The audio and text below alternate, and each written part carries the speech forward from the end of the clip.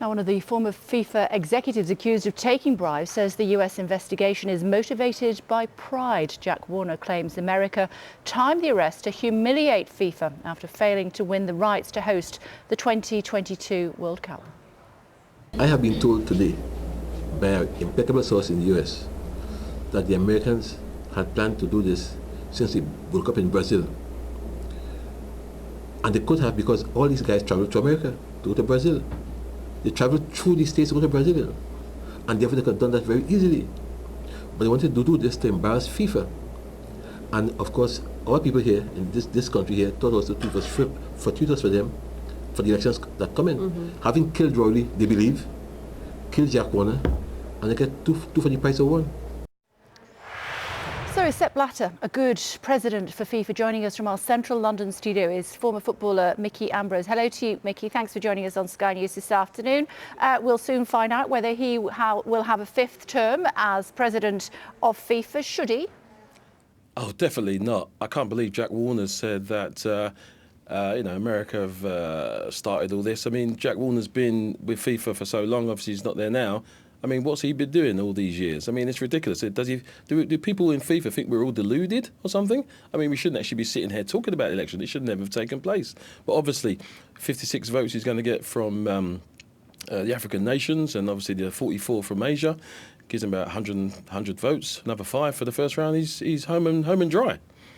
But presumably he's getting those votes, those block votes from places like Africa, Oceania, Asia, because they think that he is working hard for football in those countries. And let's face it, he did take the 2010 World Cup to Africa.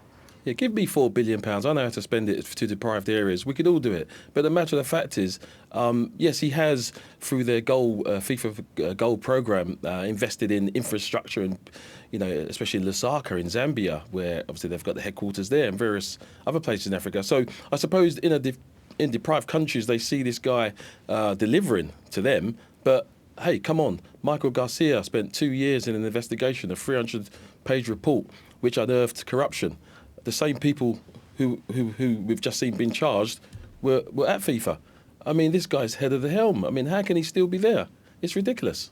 OK, but he did take the game to those countries, those continents that others had not. So that would be the immediate response from the delegates from Africa, Asia, Oceania, as I was saying. How do you start to convince them? Because they believe to a man, not many women in there, they believe to a man that he is the right man for the job.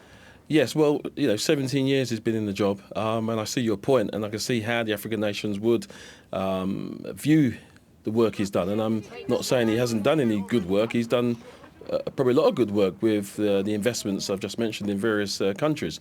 So a new person that's coming in has to, I suppose in a type of manifesto, in the speech that they have to give, the 15-minute speech, has to try and convince the African nations that, they're not going to be forgotten. He's going to do the same.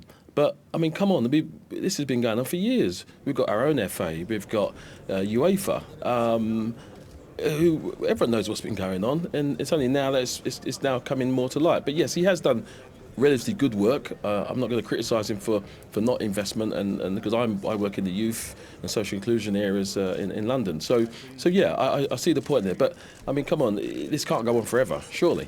OK, but it looks as though it's going to be going on for another 4 years unless the FBI or the Swiss have something to do with it. As far as the Europeans are concerned, they could... Mr Blatter, are you going to postpone the vote? We're just listening to shouts to him as he's walking in, asking whether he's going to postpone the vote, whether he's going to resign. And of course, the answer to both was none. No. But the Europeans could say, you know what, we're not going to take part in this anymore then. We are going to withdraw our nations until we see an end to corruption at FIFA. Why don't they do that? Well, it's all about money, isn't it? I mean, we've got the sponsors sitting on their backsides not doing anything for the last few years. It's only now they're sort of making the odd statement. It's all about money. Come on. We love the game. It's all about encouraging sport, men and women playing football. But yeah, UEFA and the UK, the FA and so on, should get together and not take part in the Russia tournament. I don't think we should go. Will it help? Will it make any difference at all that David Gill, who has only just taken up his position on the executive committee, just actually was awarded his honour just a short time ago and shook hands with Sepp Blatter on stage? He says he'll step down if he is president again. Should he actually have put himself in that position to start with? No, definitely not. I mean, come on, you have to be a person of integrity. You can't. This is what's been going on for years in sport, and particularly in football. We shake people's hands and we do this and we do that, and in the other breath we're saying, oh, he should go, he's done this, he's done that. I mean, it's just two-facedness, to be frank. I think that, I mean, Greg Dyke said that even if he gets in, he won't be there long. We'll see. I think the FA and UEFA should get together and really sit down and consider our options. I don't think we should be part of this setup anymore. It can't go on forever. He's had 17 years to clean up his act. We've had an independent person make a 300-page report, unearthed corruption. We have people being charged, people saying they're guilty on his watch. I mean, I just don't get it, Kay. I mean, we're just going around in circles. There's no proof, of course, that he has been involved in that corruption, and certainly he hasn't been arrested to that end at the moment, although I believe that he is not keen to go to the United States for obvious reasons. Just to clarify, Mr. Blatter and Prince Ali have 50 minutes each to address Congress. Then they vote nation by nation in alphabetical order, and the estimate is that it takes about 45 minutes or something like that to get through all of that counting. Then it could potentially go to a second vote. Likelihood of that? I don't think so. As I said, 56 votes he's got from the African nations, 44 from Asia. That's 100. I did get my GC in maths, I think that's right. He needs another 5. So I don't think he'll go to second vote. I think he's, as I said, he's home and dry. I just think that we need to all step up to the plate. The sponsors, all the different brands, I'm not going to name them, you know who you are. I think UEFA, the FA, now's the time to get our act together and stop this carrying on for much longer, because we're all fed up of it. We want football to be a clean sport. We want kids to I mean, what are the kids thinking these days about the FIFA? The FIFA World Cup is one of the most prestigious events in the world. Yet we've got major companies supporting this person. I mean, he's had 17 years to sort this out. And he talked about unity yesterday.